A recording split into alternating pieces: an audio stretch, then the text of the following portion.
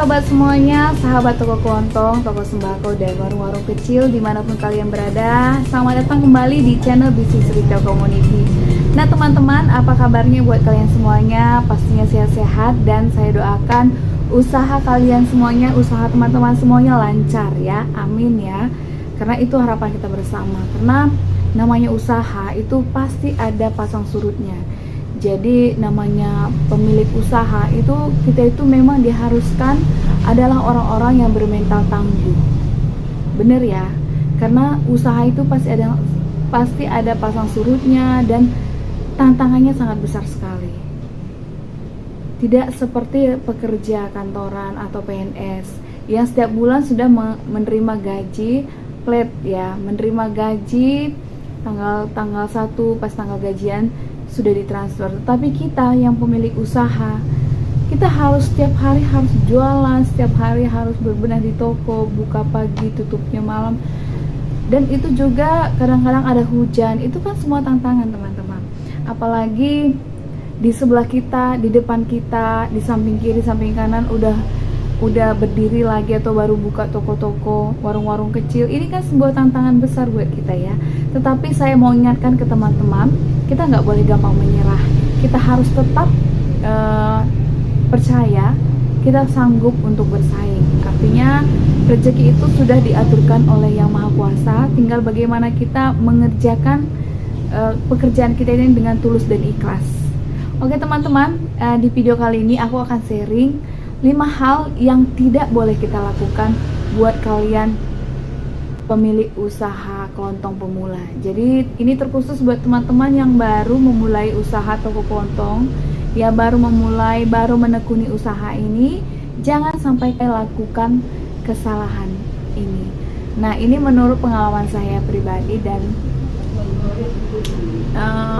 yang saya alami ya, agar teman-teman juga bisa tetap mengembangkan usahanya jauh lebih baik ke depannya. Pertama adalah tidak memberikan kasbon kepada pelanggan baru kita. Nah, di sini teman-teman, buat kalian yang baru memulai usaha, pastinya belum begitu kenal terhadap pelanggan kita secara karakter ya. Kita nggak tahu bagaimana karakternya, apakah mereka mau dengan baik melunasi utang-utang yang mereka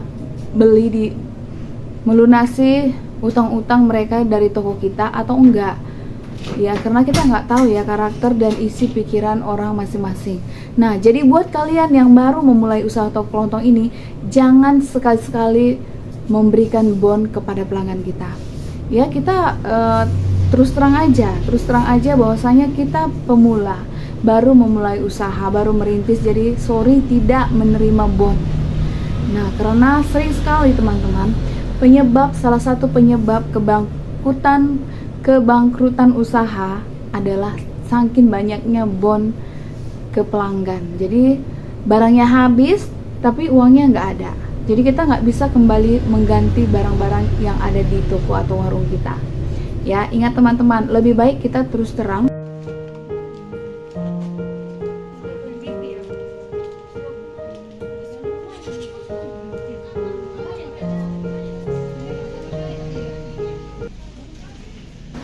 Nah, kesalahan yang kedua adalah menyetok barang terlalu banyak.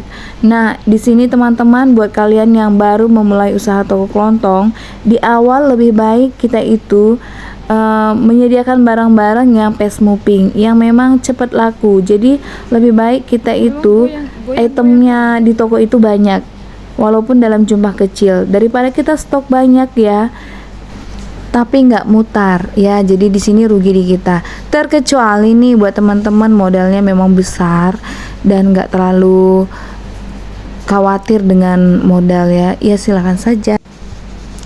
Kesalahan yang ketiga adalah tidak mengenal pelanggan. Jadi buat teman-teman yang baru memulai usaha toko kelontong, toko sembako, ada baiknya mengadakan survei kecil-kecilan sebelum mendirikan usaha. Kira-kira nih di sekitaran tempat kita berjualan itu masyarakatnya seperti apa ya, kebiasaannya seperti apa, karakternya seperti apa. Pokoknya kita harus survei. Contoh misalnya nih di sekitaran kita itu memang anak-anak muda ya, banyak anak muda. Nah, mereka malas untuk masak. Biasanya anak-anak muda itu jarang masak. ya di kosan-kosan mereka itu nggak ada dapurnya, mereka hanya beli makan dari luar. Ngapain juga kita harus nyetok beras banyak-banyak, ya itu percuma. Nah, kesalahan yang keempat adalah tidak bisa mengelola keuangan toko dengan baik. Nah, menurut aku teman-teman, ini merupakan kesalahan yang fatal sekali kalau kita itu pengusaha tidak bisa mengelola keuangan toko kita dengan baik. Karena sekecil apapun usaha kita, ketika kita bisa mengelola keuangan toko dengan baik, usaha kita pasti bisa berkembang. Nah, jadi tantangannya buat kita pemilik toko, ya, walaupun usaha kita masih kecil, ini kita harus harus belajar bagaimana memanajemen keuangan toko dengan baik. Artinya simple aja, hal kecil ya. Kita harus tahu berapa penjualan kita setiap harinya, kita harus tahu berapa keuntungan kita setiap harinya. Jadi dengan kita tahu berapa keuntungan kita tahu mengelola keuangan itu. Sehari aja kita tutup, orang mengecap toko kita itu nggak konsisten. Ya katakan aja pelanggan kita yang melintas baru sekali melihat toko kita tutup, misalnya pas kita belanja keluar, mereka akan datang keesokan harinya, mereka datang, kenapa tutup semalam? Jadi rasanya heboh. Nah di sini aku mau ingatkan ke teman-teman, walaupun kita itu harus belanja keluar ataupun membeli barang dagangan kita ke agen atau keluar, kita upayakan sebisa mungkin jangan tutup. Ya kita harus belajar dari pedagang atau pengusaha-pengusaha orang Tionghoa, ya saudara kita yang orang Tionghoa. Mereka itu hampir jarang sekali tutup toko. Kalau mereka itu punya usaha, hampir jarang sekali, bisa dihitung dengan jari. Dalam setahun itu mereka itu tutup berapa kali. Jadi setahun itu ada 365 hari. Mungkin mereka hanya tutup 2 atau 3 hari dalam setahun. Nah ini karena ini efeknya sangat kalau kita buka tutup teman-teman, efeknya sangat buruk sekali buat usaha kita. Oke teman-teman, demikian dulu sharing saya.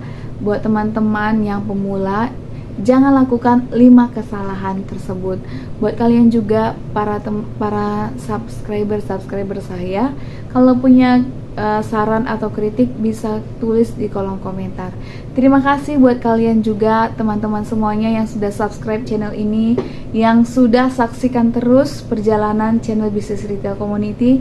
Terima kasih buat sahabat-sahabat semua dimanapun kalian berada. Nah terima kasih juga buat teman-teman yang sudah nonton tetapi belum subscribe. Jangan lupa subscribe channel ini ya. Terima kasih, saksikan terus video-video saya berikutnya. Bye bye.